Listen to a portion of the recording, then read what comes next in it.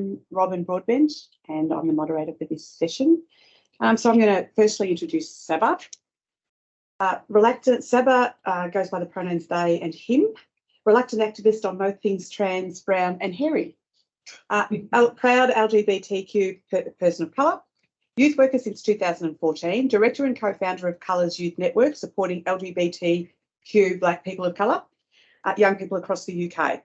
Psychotherapist, public speaker, writer, winner of the Gay Times Future Fighters Honour 2021 and the National Advisor for LGBT Health Awards 2022. Author of Supporting Trans People of Colour, How to Make Your Practice Inclusive. You want to take it? Welcome, and we're very much looking forward to hearing from what Thanks you so have much. to say. Thank you, Robin. Hello, everyone. I feel like we're a bit dispersed. If you want to come a bit closer, don't worry. There's no audience participation, but we'll just that'd be nice. And hello, everyone online. Do let me know if you can't hear me. I think we're fine. Yeah. Just use your best teacher voice. Okay.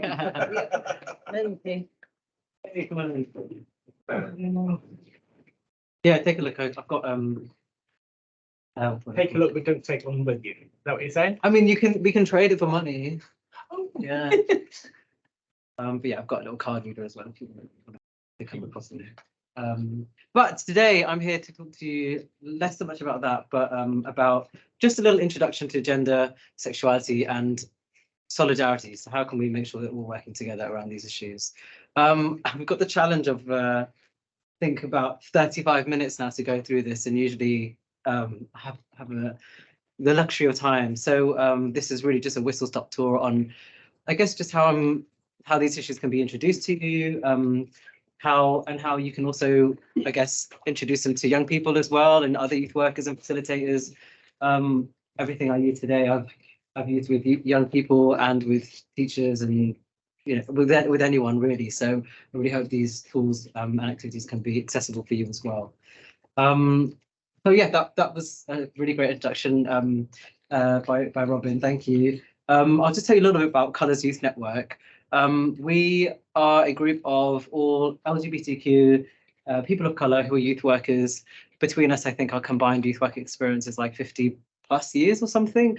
I'm in London, colleagues are in Bradford, Birmingham and Manchester. So we got together to support each other, first of all, as youth workers, because the youth organisations we were in were predominantly white, predominantly straight, and actually we found that the issues that we're facing are individual, are unique. And so we set up groups and residentials and youth festivals around the UK to, first of all, invite resource away from London, because London is very well resourced. We have meetups all around the UK in different cities, such as the cities I mentioned, and just to really encourage connection and community building across the UK, really. What do we do? So I've mentioned a few things that we do. We have a youth festival which is coming up actually on the 22nd of July.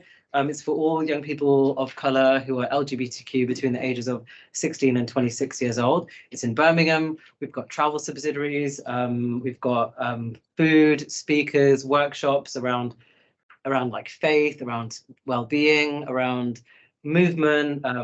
There's even like a space for grief and for just reflection as well. So loads of different facilitators, and this amazing space, which we're hoping to get around 100 young people, is just LGBTQ people of colour. It's a really amazing opportunity. So do find us on our socials. I haven't got any flyers with me because everything is online, but if you want, I can send you some specific things afterwards. Just get in touch. I think I put details of how to get in touch with us at the end of the thing, but I'm sure a little Google would get you there as well.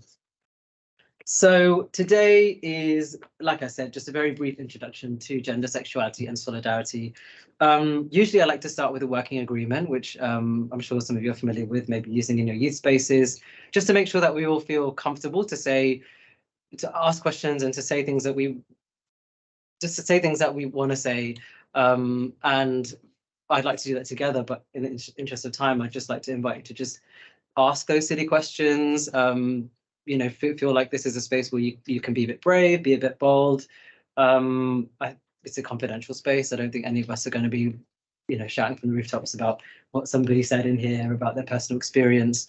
So please do ask questions. I know when Alexander presents, we'll have some time at the end for question and answers for us both. So hold on to them. But if there's an urgent question, just be like, oh my God, this thing, Sava, is really important. Or ask me to clarify stuff. I've been told I'm very fluffy by a lot of young people, a lot of neurodivergent young people who are like, but what are you saying? I'm like, that's a good question. I'm not really sure. So please do ask for clarification as well.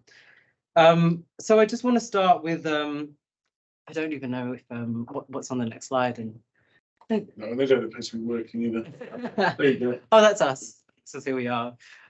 So yeah, we uplift and empower and support young people of color who are LGBTQ to explore and celebrate who they are through meaningful connections.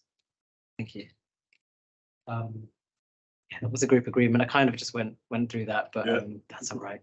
So yeah, why is this important in youth work? And I just want to, I guess, set the setting for why it is important and what's going on in the UK for LGBTQ young people at the moment. So just to name a few things that have been happening, there have been protests against the UK who are blocking the gender recognition reform bill in Scotland, affecting trans and gender diverse people. There's the continued cost of living crisis, which I don't think I need to tell you more about, which does disproportionately affect LGBTQ people of colour communities and disabled communities as well. And despite this hyper visibility online that kind of shot up in the pandemic, young people are still feeling really disconnected from community. So young people in those rural areas are still feeling isolated as well. With regards to trans affirmative healthcare, the waiting lists are getting longer and longer in different cities, but people are waiting years and years and years for their first appointment to be seen by someone who can get them the right healthcare. Trans young people are being outed at school to unsupportive teachers or to unsupportive families as well. And with the conversion ban, Theresa May pledged to ban that in 2018, but we're still waiting for that as well. So it really matters that we're building spaces that make young people who are LGBTQ feel like they're seen and feel like they're understood and feel like we're on their side and we've got them. I'm not going to take any more questions about the specifics of this or get political, but just I guess as a question to you, you know, what could the impact of all of these things be on young people, and just to reflect on that as we're going through this presentation today. So it's important that we include LGBTQ youth in our youth work. The answer is pretty clear. That's why we do that. That's why we as youth workers, LGBTQ youth workers, make sure that those young people are at the centre of our practice. But just so we're all on the same page, we're going to start with the basics today. And here we are. So this is, I guess, just to explain what biological sex is. Usually it's one or two things that we're told that we are at birth. You know, that we're born and the doctor says, oh, it's a girl or it's a boy. And that's usually based on the appearance of our genitals.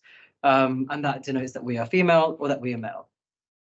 But sometimes for people whose genitals are ambiguous, I mean, you might guess already just by the placement of this line, those people are called intersex people. And intersex is really an umbrella term for a range of, I guess, conditions or maybe a phenomenon. I'm not too sure what the right word is to say that, but various different combinations of physical characteristics, hormone characteristics, or different sex organs that don't quite align with what we'd see as male or what we see as female. Any questions on that? All right. Next slide, please. Gender identity. Now, this is something that you might not have thought of before, which is okay. Hey, come in. This is how you think about yourself, how you feel in your body, how you feel in your clothes, how you talk, how you gesture, how you move. Some people, like I said, don't really think about it. For others, it's something that is kind of an active choice. You know, identifying as a woman or as a man. And this is what we talk about when we talk about the gender binary. This is what we mean. So man and woman, and that's a binary. But this, I like this kind of spectrum because it shows that actually there's a lot of genders that come in between, and that's what is really meant by non-binary. So people who are not the binary man or binary woman. There are loads of different words that come between under non-binary. So that is just an umbrella term for people who aren't a man or who aren't a woman. I'm not going to go through them all because there are hundreds, and I'm sure your young people would be happy to tell you all about them as well. I guess the point is just to remember that it's a spectrum. Gender is a spectrum. Yeah, the next slide. This one we might be a bit more familiar with. It's our sexual orientation. It's who we fancy, it's who we're attracted to. It's who we feel, close to, sexually, romantically, emotionally, spiritually even. And that could be an attraction to women. It could be an attraction to men. But it could be an attraction for both people. So you can see the word bisexual or pansexual in the middle there. And that really just means an attraction to both. To both genders. Bi meaning two, pan meaning all, so an attraction to all genders as well. Thinking about genders as being this kind of fluid spectrum, then it would make sense that actually sexuality is also for people, all genders. And that could mean, again, it's kind of personal to people as well, around whether I lost my train of thought. It's personal to people as well, what bi means, what pan means. So I guess, I mean, I think the kind of thread around this is that this is not to make assumptions about other people, but just to kind of invite people in that, you know, there's a lot that we don't know. So just invite people like, well, yeah, there's a lot of ways that we can feel attracted to other people.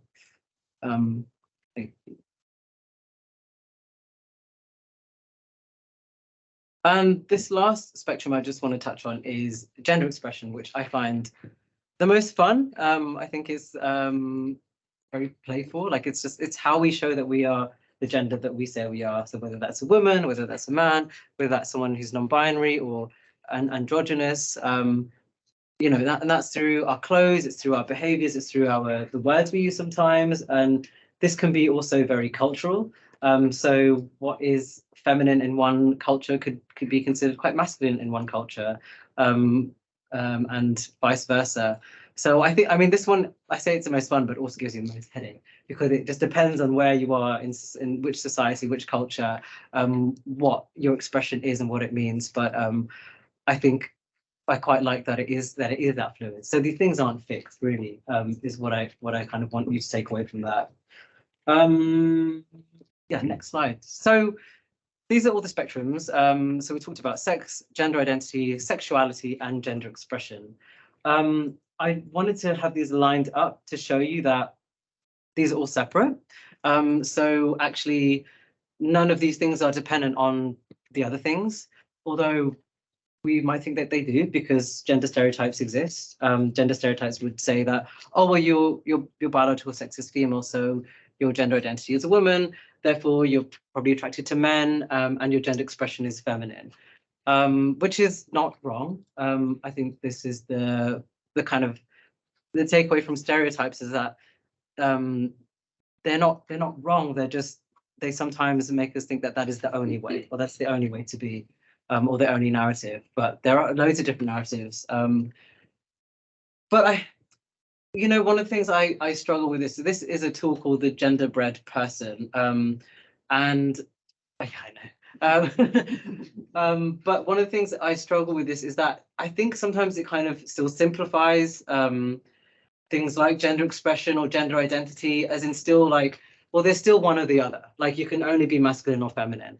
But actually, I think it's a bit more complicated than that. I think we can be a bit more, we're a bit more complicated than that, in the nicest way. So I came across this unicorn. Yes, the gender unicorn. I love this graphic so much. I love this graphic.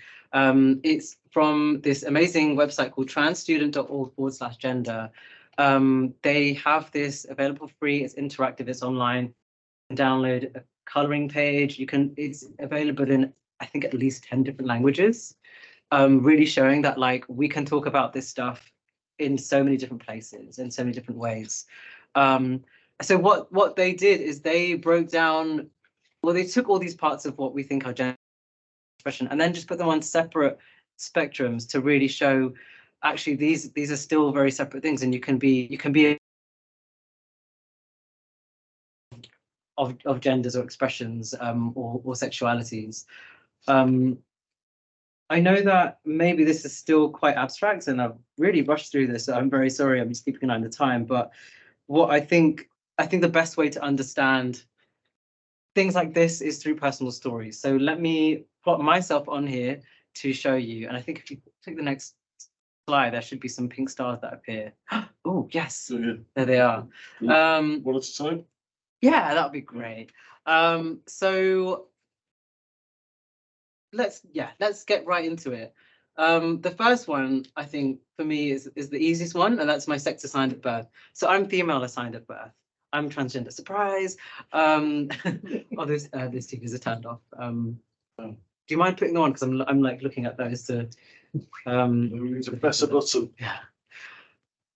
So yeah, my sex assigned at birth is female, and actually, these are the things that will stay the same throughout my life. They're the things that I can't change. So actually, you know, I've talked a lot about fluidity, but that's the one thing that can't change. But actually, it's the one thing I guess I think about the least. The only places where that comes into play is that with my doctor, if I'm going to talk to my doctor about something to do with my health, my sexual health, and perhaps with my partners who I have sexual relationships with or romantic relationships with.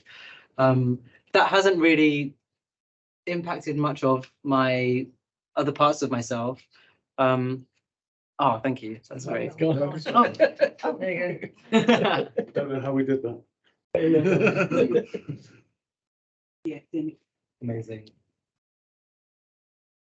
Next one, there should be some more pink stars. Fab. So my gender identity, I think when I first came out as trans, no, actually, let's go before that. When I was growing up, and I was as assigned sex, my assigned sex was female at birth. So my parents and people around me, they interacted with me as a girl. That was who I was told I was, and I was like, yeah, sure, that sounds all right. I haven't really thought about it, and so so my gender identity to start with was probably just here. So just in the female spectrum. And I didn't have any kind of idea of being any other genders at all. When I came out as trans, I would say that I was like 0 on the female spectrum and like probably a 95 on the male spectrum, because I came out as a trans man and I was like, hey, I'm a trans man. I use he, him pronouns. Please don't use she, her pronouns for me. But actually, as I've kind of started to understand gender in exactly kind of the ways that you've seen, like along those kind of spectrums, and kind of giving myself some room for fluidity, I started to kind of relax a bit about my gender identity as well. And now I guess I identify more as gender fluid, transmasculine as well, because masculinity is still quite an important part of who I am.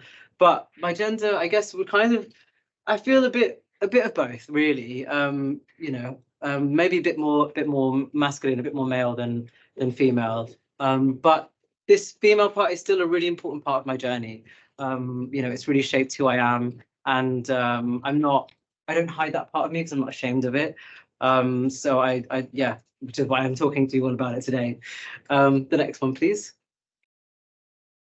So yeah, gender expression, that's also changed quite a lot over time. When I was a girl, we wore quite girly things, like so very feminine things, and then I went through a phase of wearing very masculine things and wearing a lot of men's clothes. And now I think I've kind of, I think it still depends day to day and also where I am. So kind of like which kind of spaces I'm in, as I mentioned, it's really differs how I feel about my gender. But I think now it's kind of settled on quite a masculine appearance, but also quite feminine. So like I do wear makeup, I paint my nails, which in some places is seen as very feminine. I wear a lot of jewelry. In some places that's also seen as very feminine, and some places very masculine. So it's a really funny one. This the gender expression and how to kind of categorize it. But yeah, it's been a really fun one. Next one. Yes, sexuality. Oh, yeah. So this is something that's also different about the spectrums that you just saw about sexual orientation. So they've the unicorn has split it up into sexual attraction and romantic attraction, which I also really like because I think our sexuality is that complicated, and I know for some people they just don't have any sexual attraction to people, but have a lot of romantic or emotional attraction. So people who are asexual, for example, just this wouldn't apply to them, but they might have a lot of romantic and emotional attraction and still have, you know, relationships and girlfriends and boyfriends and partners. And then the same for vice versa. So some people don't have any romantic attraction, and they have a lot more physical or sexual attraction. And there's, you know, I'm sure there's other words to describe that as well. And it just also really differs as well.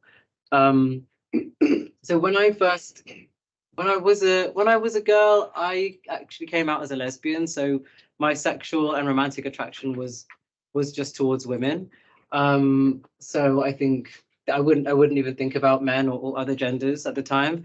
And again, as I started to understand gender as something as more kind of fluid and expansive, I guess I started to see gender a little less in other people who I was attracted to. So in terms of my sexual attraction, I would say I'm attracted to all genders, and with emotional attraction, there's a little bit less for men, but I think that's purely because with women and trans people and other genders, there's just a shared connection and a shared lived experience there. That means I'm connected emotionally a little bit easier with women and trans people. And the word that I use to kind of express my sexuality is queer, which is a word that you might have seen around, and I think it's important to kind of touch on that a little bit.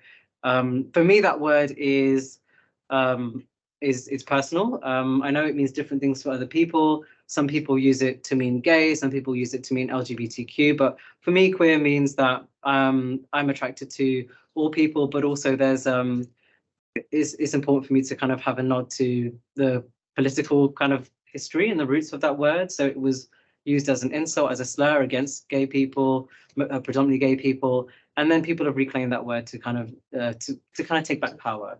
Yeah, which I really like. So for me, it's also quite a political statement to call myself queer, but generally, I think otherwise my sexuality would fall under pansexual, so all genders as well.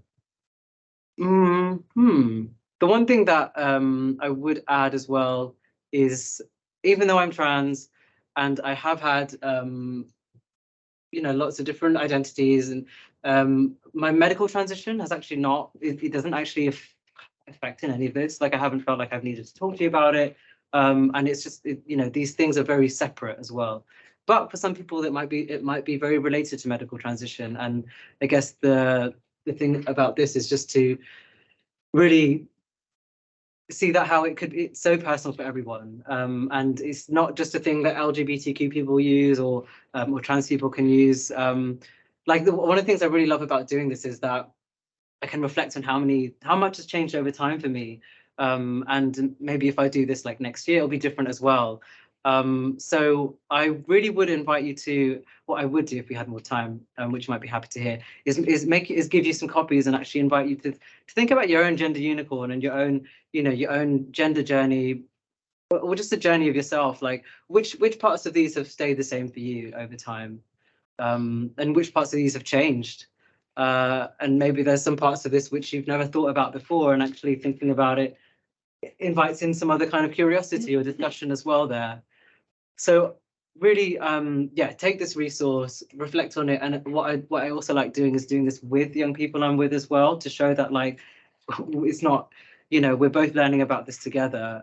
There's no like, I'm doing, I know who I am and you're doing this thing to figure your shit out. But it's like, it's a really nice journey because it just really helps that kind of open dialogue. Does it make sense to say it's almost like an MOT because it's actually on that day? Yes. Yeah, exactly right. Oh my gosh. So funny you said that. I had to put my car in for an MOT today. So yeah, exactly. And like, like I said, it's available in different languages. The words are going to change. It might not fit, but yeah, I think it's just important to kind of, I think that's even like a point of an activity in itself. Like, does this word fit you? Why not? What word would fit you? And what other words are there? So this isn't like the gospel as well, like, you know, kind of mess it like kind of hard way to do this. It really is what it means for you. So that's yeah, that's a real whistle stop tour on on sexuality and gender expression. I think let me check the time. Yeah, don't have time to make you do this in little pairs. So we'll move on to the next slide. Ooh. Oh. That one? So, Yes, values. So I just want to kind of bring solidarity into this conversation. And I guess to understand a bit more about LGBTQ identities, I think thinking about our values is really important, and maybe not personal values right now, but the values of your organizations, the values of your charity or your company, and what they are, and thinking about those principles or whatever, you know, are there, do you have formal ones? Like, I wonder if you could, like, even if maybe if you want to look on your website, like you can pick out some of these words. What are the what's, if there's a manifesto or something that you use? And I just want you to have a think about which ones of these values align with LGBTQ inclusion. This is just an example of some words that I picked from a website. They might not all be completely relevant, but just to kind of give you an idea that, you know, even some of these words on here, we can relate to LGBTQ inclusion. Which values present opportunities? So actually, I haven't actually thought about how adventure could be related to LGBTQ inclusion, but actually, if I start to think about that, maybe I can invite that in. Like, what kind of what would an adventure mean if we put it in an LGBTQ context? It could be going on a journey. It could be actually going on an actual adventure, going out on a trip to do something that we wouldn't normally be doing, with a focus on LGBTQ inclusion. So really think about where those opportunities are when you reflect on your organization's values. And I will touch on personal values. I think it's, you know, do give yourself a bit of time to be a bit brave and to go there and actually reflect on my own personal, what are my own personal values and where did they align with LGBTQ inclusion? Where might I find some resistance or some friction, and what might I need to do to get there? If I want to, if I'm in that place. And really, I think solidarity to me is about building these kinds of bridges between what I'm talking about, where those opportunities are, where our values can align with LGBTQ inclusion. I know that just throughout the conference today and yesterday, there's been just reading, listening to some people's talks, there's been values of head around safety, around leadership, improving mental health, well-being, around futures. And I think there's something in all of those values that we can pull LGBTQ inclusion into and really see where those where we can build those bridges as well. Any questions on values? Anyone want to share anything that might come up for them with their organization? Our core values have got 3 of them. So there's curiosity, there's honesty, and respect. Very, very much part of our core values. Yeah, I love that. And yeah, for me, curiosity is all about, it is so related to LGBTQ inclusion, because it's just like, well, there's so much I don't know, and what can I find out? And I think it's really important to come from that position of, yeah, we don't know things, and we need to be open to knowing things, and honesty and respect as well. I mean, it really speaks for themselves. Well, I think I'm going to close now, just so there's enough time at the end with Alexander to have questions as well. So if you have any questions, hold on to them, write them down so you don't forget them. And then let me just remind you again of our what we're doing as well this summer. So Colours Youth Festival on the 22nd of July. We are going to be in Birmingham at a venue, Birmingham University, for 16 to 26-year-old LGBTQ youth of colour. This whole day of events and speakers and workshops, and just, yeah, kind of connecting as well. So you can register on Eventbrite and we'll be able to sort out some travel if you need to as well. If you are with youth organisations, I do encourage you to come and bring a youth group as well. But just email us and we can figure that out. We're also going to be there at UK Black Pride in London, which is on the, oh gosh, not very good with numbers. It's in August. But we're going to be there having a little stall and a get together, like a meetup as well. So if you know young people who are heading there, do let them know that we're going to be there as well. It's Colours Youth Network. Yeah, please do take a look at my book as well. It's really has combined a lot of the experience and knowledge that I have, not just in youth spaces, but kind of on an organizational level, like how to make your organization and your practice more inclusive for trans people of color. And I mean, as a youth worker, it's that's kind of what I'm leading with. I want this to be accessible for all levels. So yeah, do take a look. There's some postcards there. They're just quite nice to take them for free. Sorry for people online, you won't get a postcard, but you can definitely check out the book online. But yeah, thank you so much for being present, and I hope that we can continue the conversations. Thank you for that. Thank you.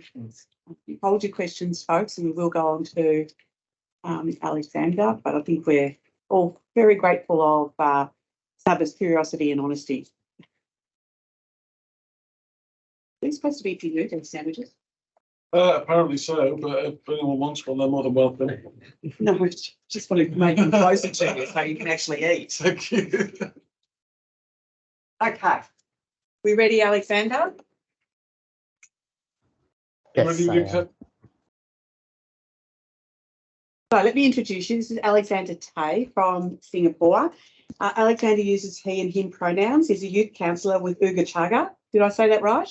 Yes, that is correct. Thank you. Thank you. He started the organisation's youth program in 2020, and his current role includes providing professional counselling and leading the youth program with a team of volunteers.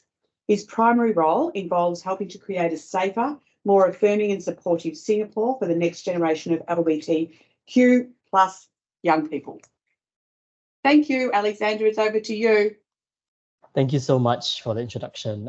I hope you can all see my slides okay. I think it might be cut off a little bit. They are. Oops. Could it be the sidebar or something? The sidebar's off. Can you reduce the size of the one on your screen a little, perhaps? I'm not very sure if So what's that's happening here? possible because I'm sharing it in full screen. Maybe it's because of spotlighted you. Plus and minus down the bottom left-hand corner of his screen. So my name is Alex. I use he and him pronouns, and I'm Ukachaga's youth counselor, and I've been with the organization for about 3 years and 3 months now. So I started working with the organization right smack in the middle of the COVID-19 restrictions, which is really fun. And I haven't looked back since then really. So my journey with the organization started then as a youth worker. So like Saba, I've been working with young people as a young LGBTQ person for a while now. Interestingly, fun fact, I age out of my own program next year, so that should be interesting. So maybe I can just tell everyone a little bit about the work that Ukachaga does. So we are a community-based nonprofit professional organization working with LGBTQ individuals, couples, and families, and we've been doing that since 1999. So we've been around for a long time. For those of you who may know a little bit about Singapore, we often get a lot of surprise reactions when we say that we've been around for such a long time because I guess the social climate here in Singapore is not yet incredibly affirming of LGBTQ individuals. And I think we kind of go through waves a bit like what the UK is doing right now, which is quite unfortunate. But here we are, and we don't plan to close shop anytime soon. So on the screen here, I have an overview of our services. So I know it's cut off on the screen right now, but essentially we provide professional counseling. That is our focus. We are a counseling center for LGBTQ individuals and their allies and loved ones. We also provide WhatsApp and email counseling, and this is run by our team of very dedicated volunteers. They are trained in-house to provide these services. We have professional trainings, we do corporate engagements, and of course, we have the youth program, which is what I'll be focusing on today. Fun fact, Uchaga is a very small outfit, and we have 4 full-time staff. So hopefully all of you in this room are a bit better equipped as well, but we are very privileged to be the most established organization in Singapore with the ability to fund full-time staff. So that's that. You can follow us on our socials as well if you'd like. We are at Uchaga across Facebook, Twitter, Instagram, and YouTube as well. That's the OOGACHAGA if you want to give us a follow. Okay, so I'll just quickly go through the agenda for today. So I'm taking you through kind of the kind of like a children's storybook. We have the beginning, the journey so far, and moving forward together. And later on, if we do have time, I'd love to hear your perspectives as well of working with a youth organization wherever you're from. Okay, so let's start from the very beginning. I'm quoting The Sound of Music now. Yes, so some of you may be thinking, why now, right? Interestingly, this is Uchaga's, as an organization, despite being around for nearly 25 years now, we have never had a youth program, or we've never had events that have been dedicated specifically to young people, young LGBTQ people, that is.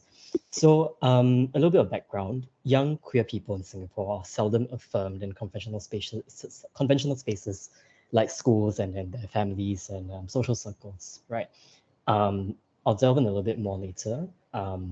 Despite this though, LGBTQ have, actually they are willing, there's a typo there, they are willing and ready to give back to the community, right? So many more young queer people are coming out, they are making themselves, they're here and queer essentially, as we like to say, and because they feel safe enough to come out, they are also at a point where they're ready to give back to the community. And at the same time, they're also looking for affirming spaces that are youth-friendly. In Singapore right now, we have not yet had the privilege of seeing very many spaces that are queer-friendly, but are also free of alcohol and I guess sexual connotations. So we have actually, our office is kind of in the middle of the gay area or the gay area in Singapore. It's in Chinatown, close to Neil Road. There's a smattering of gay bars and clubs in the area. So, but yeah, again, alcohol, sex, you name it. There isn't really a space for young people to have, wholesome and age-appropriate social interactions and fun. So here enters the process of developing our youth program, right? So we started with 3 things. So 3 questions. What do our youth need? Which of these needs are already being fulfilled? And where do we come in? So on the first, to address the first question, we conducted a nationwide survey of LGBTQ youth back in 2020. This is when I first started work with the organization. And we set out to essentially identify the issues that young people face, the activities that they enjoy, and the desired outcomes or what they want out of these activities and programs. Later on, we also looked at the needs that young people have that are already being fulfilled.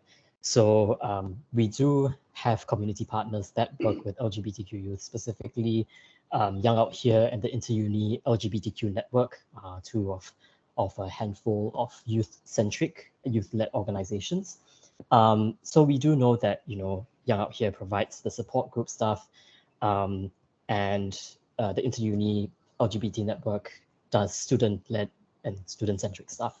So other than that, there's not really much out there specifically for young people, right? So, but we know that since these are already out there, we don't really touch them and we don't try and monopolize the space that other community partners are already taking up. So this is where we come in, right? And we aim to fill in the gaps in existing services or introduce services that haven't yet been introduced. And we also decided later along the line, which I will share a bit more on, that we would like to start training and supporting young LGBTQ individuals to lead and serve their peers. Right, because let's be real, we're not young forever, right? So we gotta keep the youth work chain going. Okay, so yeah, here enters the youth program. So it started formally in 2021 to engage, empower, and support LGBTQ youth between the ages of 16 to 29 years old. And it's supported currently by 15 youth volunteers who are also LGBTQ part of the LGBTQ community as well. So this is a brief overview of our research. We have conducted to this day 2 surveys. One is was the needs assessment that we conducted in 2020, which is Uga Chaka Needs Youth, and the other was a more recent project to get an understanding of sexual health in the LGBTQ community in Singapore amongst youth, more specifically. And we also have had 3 initiatives, a program so far. The Kopi Teh Hangouts. For those of you who may not be familiar, Kopi is the local slang word for coffee, and Teh is my surname and also the local word for tea. We had Boost, which is our volunteer youth leadership program, and Kampong Kiki, which is a chill hangout space for queer youth who just want to get together, have snacks, make merry, play games, so on and so forth. So I want to zoom into Boost specifically because I think, in the interest of making sure that young people have programs and places to go that are relevant to them at the time that they are young people, and also to keep things, age appropriate and friendly, right? We wanted to establish a program for young queer people to step up as volunteers, because number one, we noticed that in Singapore, there aren't really any formal volunteer training programs for queer youth.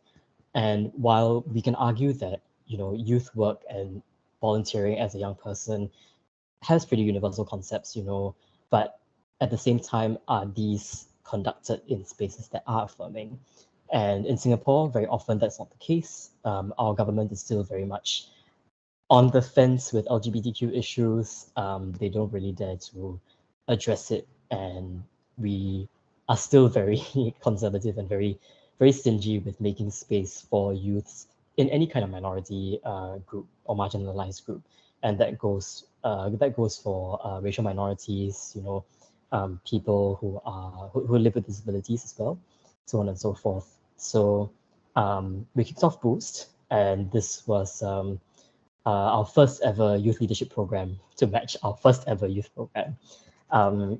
So the first batch of youth volunteers were aged between 18 and 26, and they were recruited and trained between late 2021 and early 2022.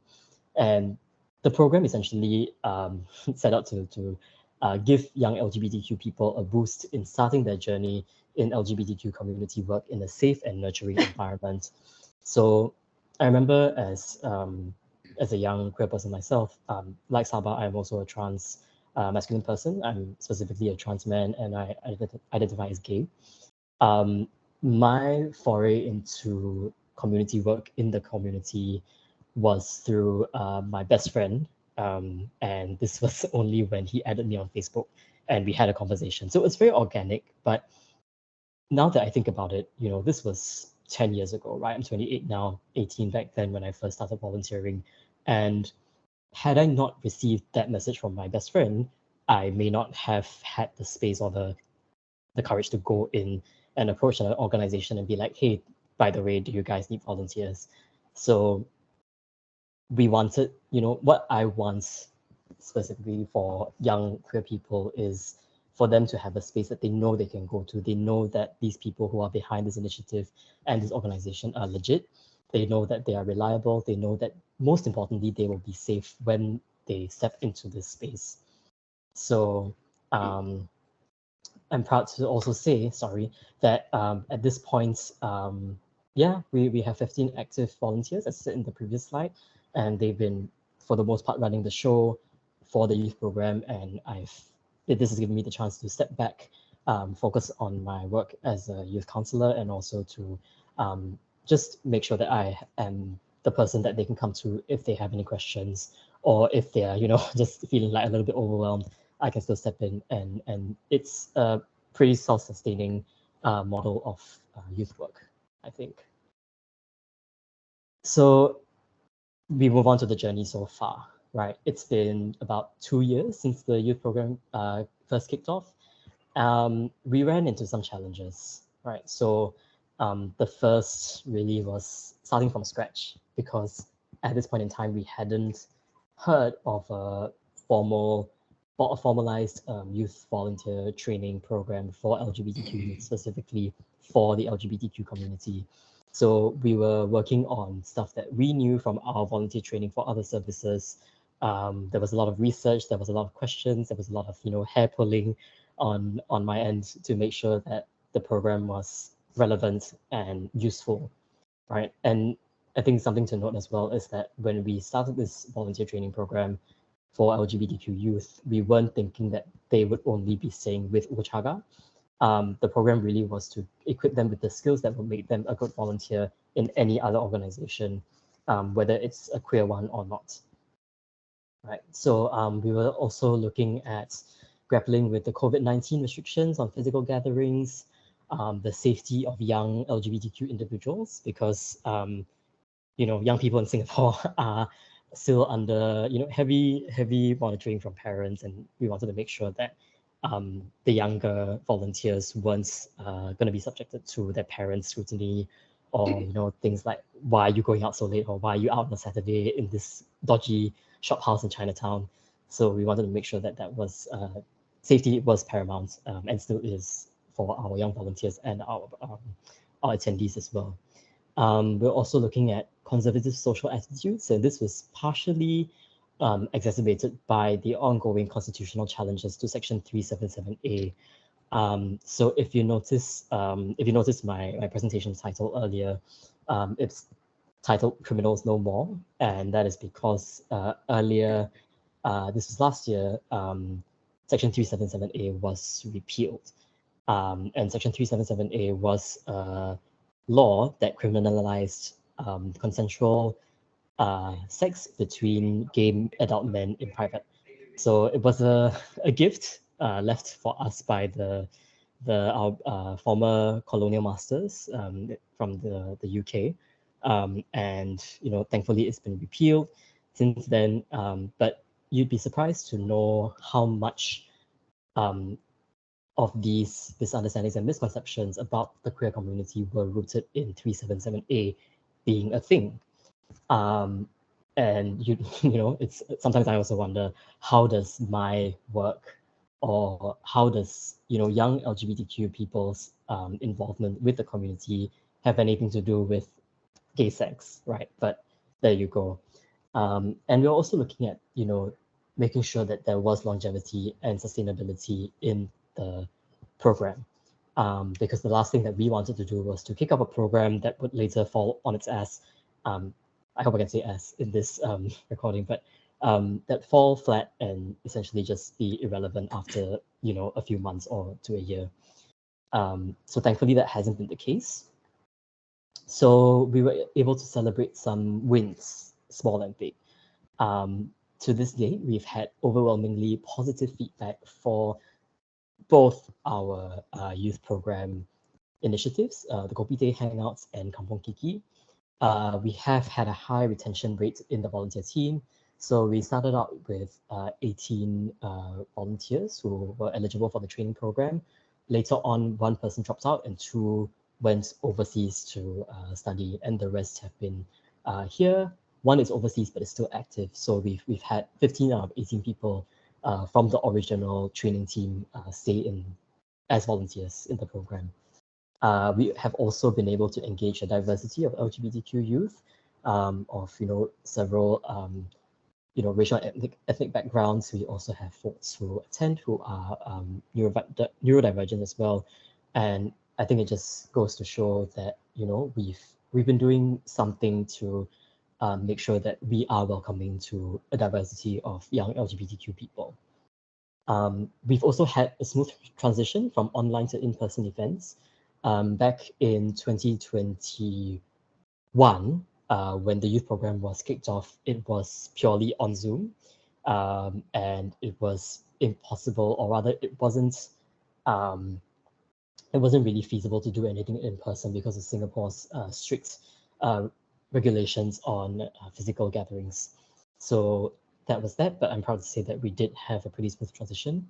And as a result, we've also, of the expanded volunteer team, we have been able to expand our social media reach. And as you may know, young people love their social media. Actually, you know what? Everyone loves their social media. So it's, yeah, we've just been able to get a lot of people on board with our work, and we've been able to reach a lot more folks. And it's been great. We're doing reels now, which is hip and cool. I am not of the Gen Z generation, so I don't quite understand reels, but they're pretty hot. So that's been good. So that's been our process so far. That's been our journey so far. And now, what we believe in doing is to look forward constantly, right? Looking back is one thing, to learn from our mistakes. Living in the present is good when we want to just fix things here and there and make sure they're all solid. The other thing that we want to do is to make sure that the future is something that we can work towards and we can comfortably sustain. So the path ahead for us really has just 3 points. Number one, we want to stay relevant to young LGBTQ people. And this really just means that we need to keep asking for and listening to the feedback that we get, whether it's anything from, oh, I want a longer hangout session, or, I think it might be important to talk about topic XYZ as well. I think it's really important to make sure that we hear from young people themselves, to make sure that we give them what they find interesting and important, right? The other thing is to make sure that we are still taking care of each other. And this really means that we want to ensure our volunteers always feel supported and that the boundaries are respected. To be a young person in the LGBTQ community can be a pretty dicey position to be in, because you are vulnerable, not only to people who are against you as a person, but to people who may want to exploit the vulnerability of a young person, get free services, such as, oh, hey, why don't you come and speak at my company at our Pride event, but let me not pay you. And so we're very aware of the exploitation of young LGBTQ people, and we want to make sure that as an organization that is LGBTQ affirming, that we make sure that they always feel safe and welcome and respected and, yeah, supported. So the last thing in this mission is to welcome the next generation of LGBTQ youth. I think, with young people in Singapore, we have this ridiculous age out, or rather the definition of a youth, I think, ranges from like 18 to 40, according to our ruling party. But really the local definition, I think, goes up to 35. But for us at Wuchaga, we cap it at below 30. I think that's quite a safe definition for a young person. Like I said earlier, when I started volunteering in the LGBTQ community, I was 18, and it's been 10 years since then. So I'm now 28 years old. Next year, I will age out of my own program that I created. So in the midst of all this, I think it's important to also find someone else who is a young person and be able to take over the work and continue the work, such that it's going to stay relevant and age appropriate, just comfortable for fellow LGBTQ youth as well. And this means that we, not only for staff, but for volunteers, eventually we will be doing a Boost 2.0, in a sense, to make sure that there is a steady flow of young volunteers that come in and share the load of running a youth program, right? Because it's not an easy job, right? So that's really all I have for today. Thank you all so much for listening. I know that I wish I could be there in person to listen in and participate in the conversations a bit more, physically present. But please feel free to stay in touch with us. We have a website and we are on social media, so you can just take a picture if you'd like. And yeah, I'm really looking forward to having a conversation with you, with Saba as well, from this point. So yes, thank you. Thanks, Alexander. Thank you. Hey, Alexander, can you stop sharing your screen and come onto the screen? Awesome, so that people Hello. can see you. And I'm going to see if there's anybody that has some questions or comments for either Saba or Alexander. Okay, I'm going to be disruptive. I'm going to be quite honest about when you walked in here, you started a conversation in my head, or when I walked in, because my natural thing was, is he trans? Is he gay? Does a youth worker have to be trans or gay to work on an LGBT plus project? Amen. Go for it. So before I moved to Malta, I set up the first LGBT plus youth club in West Berks, because I found out that there was none. I'm not. Yeah. And I made sure that I reached out to everybody in the school and they were happy with it. And I said, I'm here not for you, but you are here for me, so I could learn from the young people. So I ended up going through the whole alphabet, and actually it was mind-boggling. But I don't feel you do. As long as you're there for young people and you just listen and support, I don't believe you do. I did invite people from the LGBT community, like the head of service, and like there was also a police officer. I don't believe you have to. But I Saba, don't. would you like to comment? Yeah, I mean, no, you don't have to, because I think we, as LGBTQ people, need people who are cisgender, who are straight, to also do the work we can do as well. It's not just our job to educate, but there is a power in having the lived experience and shared experience with young people. I also work for a national trans youth charity called Gender Intelligence, and our spaces are now trans-only spaces.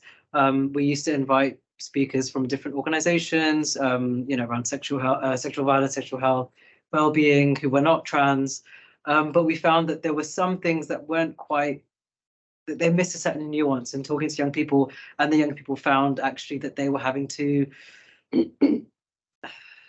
just come up against the same challenges that they're facing outside the group. And in some parts, having to do a bit of education. Well, we had to do a bit of education, and actually that kind of detracted from the point of the group in those spaces. So I'd say, and that was led by young people as well, actually, that decision. So it is, it depends on the young people as well and what their needs are. For us, we also, for Colours Youth Network, we can't always get LGBTQ volunteers of colour, but where possible, we try and make sure that they are people of colour, because he's talked to our young people and they've said that actually being with people of colour matters more than whether they are LGBTQ or not. Just again, for that kind of shared experience there. Alexander, would you like to comment?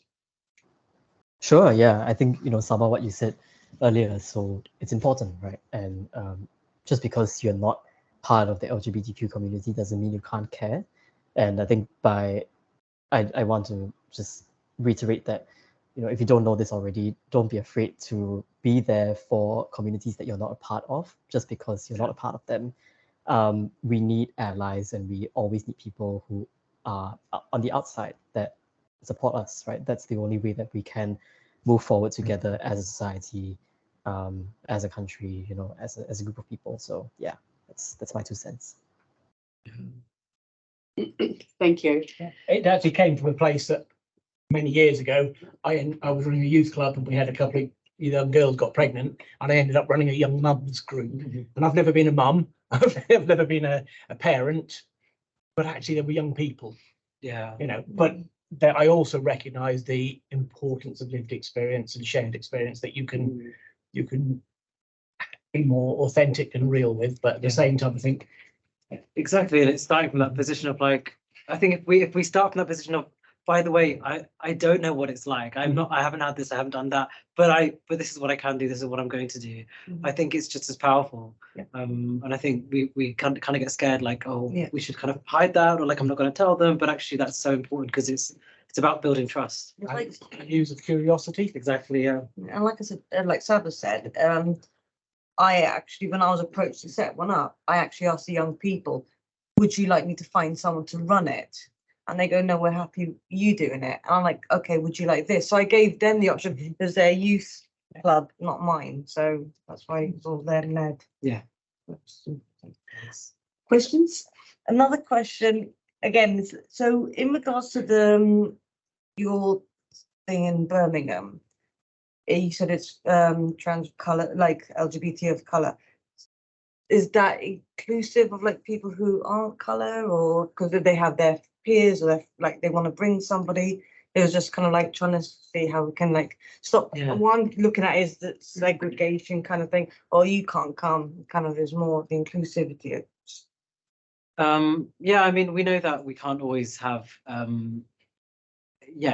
people who are LGBTQ people of color bringing young people along. So we want young, if you're a youth worker, to bring your group, but then we'll ask you to consider, your position in the space, if you're white or if you're not LGBTQ, and just not be in certain rooms, because I think it's important to have those spaces where they are exclusive spaces where conversations can be had in those ways where, I guess, where we're not worrying about having to educate someone, or just kind of, sometimes there's a shortcut to a conversation that I can have with someone who's similar to me. So it's just about providing those spaces as well, because there are spaces where young people do go to where it's for all LGBTQ people of color, so people of color and white people. But these are the spaces that are unique and missing. So it's just about having both, having many options. So we've got different youth organizations also sharing their services as well. So when it's a place for people to come to and connect, and then be like, you can also go to here and go to here and go to here in these places as well. Yep. Hi, Isabel. Hi, thank you so much for both coming today. My name's Esther. I'm the Deputy Director of Youth Work at the NYA. I'm coming at this from a kind of pragmatic perspective. What can we do in our sector to better equip a workforce to be able to challenge, B, support, almost have that? We had a conversation with Mohammed yesterday about that pedagogy of disruption, but from many different lenses. What is it that we should be doing? Should we be looking at training? Should we be looking at standards? Should we be looking at lobbying? Or what is it that we can do to have the most impact for LGBT plus young people? Good question. I don't know if Alexander wants to talk first. So maybe we'll start with Alex this time. Alexander, what do you think? Did you hear the question? I did hear the question. Thank you so much for bringing it up, because I think we all get a bit antsy about whether we're doing the right thing or not, whether we are respecting young people of different marginalized communities or minority communities as much as we can. And very often it has the opposite effect of saying, I don't want to touch it at all if I'm not going to do it right. I think number one, this may or may not answer the question properly, but it's important to acknowledge, first of all, that you will make mistakes. We as LGBTQ individuals also make mistakes when it comes to working with peers who are not part of our specific, small community. So as a trans man, I know that, because I'm not a woman, and while I may have been socialized as a girl in my youth, I am not a woman by any means, and therefore I don't have that experience. So working with women, working with my clients who are girls and women, I know that if at any point I make a mistake, I need to learn from it. So that's number one, and young people do see that effort. The other thing is with training. I think depending on where you are, you may or may not have access to formal training programs, and very often it may be that this stuff is stuff that you can learn online as well. But for the most part, do what is sensible for your organization, or you as a professional specifically, or as a volunteer working with LGBTQ individuals. And later on, you can also, consult with other people who work with this particular population and learn from each other. The other thing that I'd like to maybe highlight is to take responsibility for your own learning.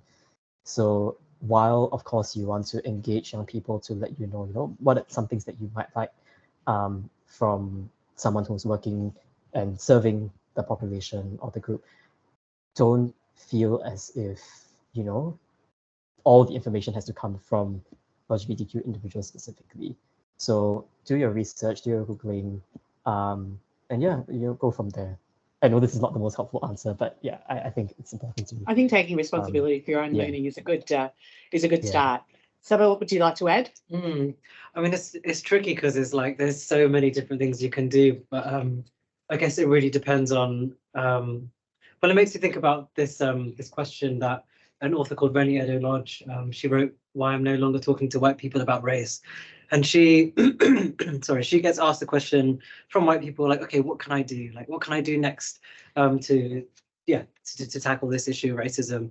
And she says, well, I don't know what you can do. Only you know what you can do. You know what resources you have. You know what power you have. What financial what financial resources, physical resources that you have, what workforce you've got to then make those differences. So part of it will put the question back on you and think, well, actually, yeah, what is within your capacity? And it sounds like you've got a huge capacity to make those changes, and just kind of keep asking yourself that question. And the other thing I would suggest is kind of finding out where the voices are for people of color, for LGBTQ people, for disabled people in your work. Maybe you already have kind of youth steering groups or advisory groups in your organizations, speaking more broadly now, but where can we have like a voice for people of color that's kind of running through this. Maybe that is a steering group, or having more people on a board or something like that, and then just making sure that at every training or fundraising or whatever kind of opportunity there's some input from people who are there to have that voice, and I think just having a constant process as well.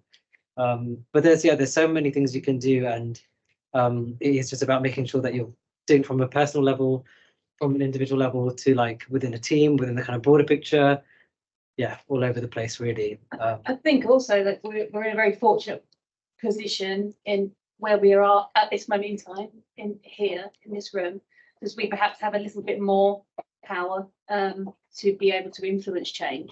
But we know that across the Commonwealth that is not the story for a lot of our colleagues or a lot of the young people that we're working with. And now's the opportunity to perhaps set precedent for that and be bold in that kind of arena. For me, I'd love to see us impacting the national occupational standards, for instance, and making sure that every youth worker that comes out of a JNC training course is fully equipped and feels confident to be able to kind of challenge and work safely and supportively in this space. But just wanted to thank you both again for your time today. Thank you. Anybody else got any comments, questions? I just want to say a thank you as well. It's really quite timely for me being here.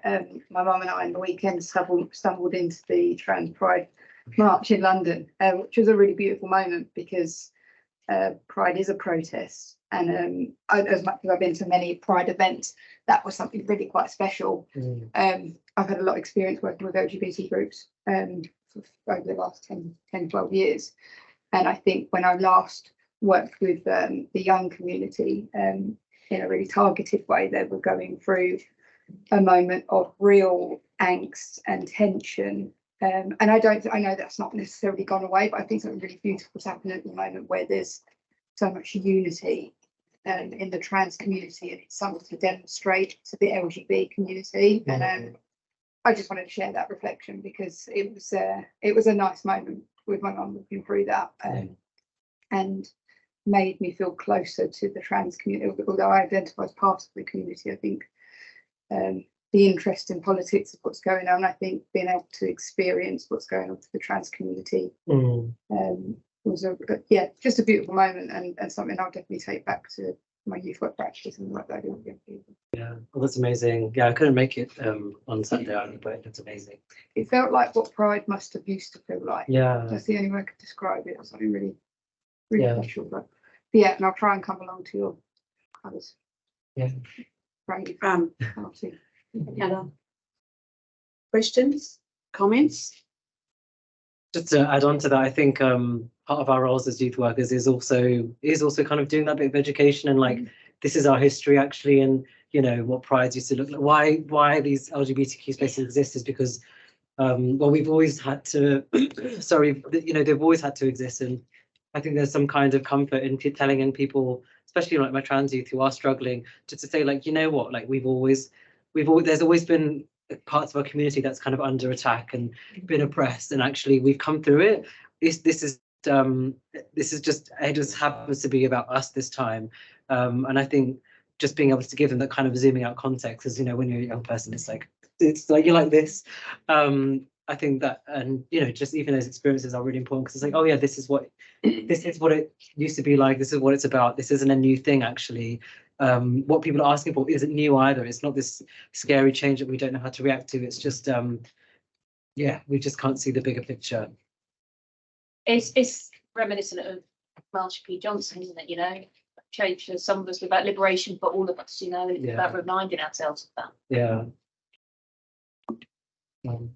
Okay. I will add just one other thing because I know we've got a bit of time, but Yep. just to kind of, whilst you know, thinking kind of within your organisations about, yeah, what can you do? One of the things I think is important to think about is the intention. So, you know, when we are like rolling out, saying an anti-racist training, okay, what's the intention? Is it that we need to do this because it's about time, or is it because actually we need everyone to be on board with this because this is all about all of us. So I think just questioning like, why are we doing this? Who is it for? Who is it centering? And who is it benefiting? I think is really useful in that. So we're not doing things just kind of as a lip service or performative in a performative way. Could you? Yeah, I was going to say, if you have got a bit of time, would it be an opportunity for maybe the online audience to be able to put something in the chat? So they've got any questions? for us? Alexandra, have you got any final comments? No, I think, you know, Sama has really summed it up pretty well. Everyone's had good thoughts, and I hope that everyone continues to do what they can to keep learning and improving, and yeah, just keep doing what they do. People may be a little surprised, but certainly at the moment in Australia, there's quite a strong anti-trans set of actions going on. Some we inherited, you sent somebody over, you British, sent some crazy woman over. And it's coming from the Christian right, and I'm in the far right. It's becoming quite problematic. Our opposition have just endorsed a candidate for a by-election that's, again, Christian right, knowing the views. Now she's been quite open in local government and other about her anti-trans stand, and they're getting into Parliament. They're quite dangerous in lots of ways, because this is not an issue that Australians have overthought before. Just not really. I mean, we are talking about a small percentage, so it's just not an issue that's anyone's wanted to think about. Like, let's talk about the 1.3 million young people, children and young people living in poverty. That's what I'd like you to overthink. Yeah. But it's problematic because I don't believe that's who Australians are. You know, they're much more centrist than that. I wish politicians were talking about much more important things, but the last rally, the neo-Nazis turned up as well, because they wanted to align themselves with the movement and wanted to be seen as protecting those that were speaking, because there were, yeah, I know, Alexandra, I do more than shake my head, I can tell you. It's quite dangerous, really. I was just saying to Sabah that if you're prepared to use one of the most vulnerable groups as your political punching bag, then you really are a disgusting human, frankly. Throwing them under the bus in that way. Okay. Did we decide that we could find anyone online that wanted a question? I can tell the chat's open, but I'm not entirely sure if people can access it. There's nothing else I can do here to Okay. share. No. Anyone got any final comments? Otherwise, you can have a cup I of mean, I tea. could talk for weeks, but you know, we can take that outside of this room. Yeah. So you'll have the opportunity to have a cup of tea with Summer if 100%. that's what. So so pieces of work that I hope to be working on this year in England, the MYA, are looking at development of some kind of broader, widespread EED&I standards, sector standards for youth work delivery. But I'd really like to come in thematically into that and kind of really try and pin down. Now, I have had debates before with colleagues about should we have to do that? Should it not just be part of everybody's practice anyway? But for me, you know, coming from the community myself, no, we shouldn't.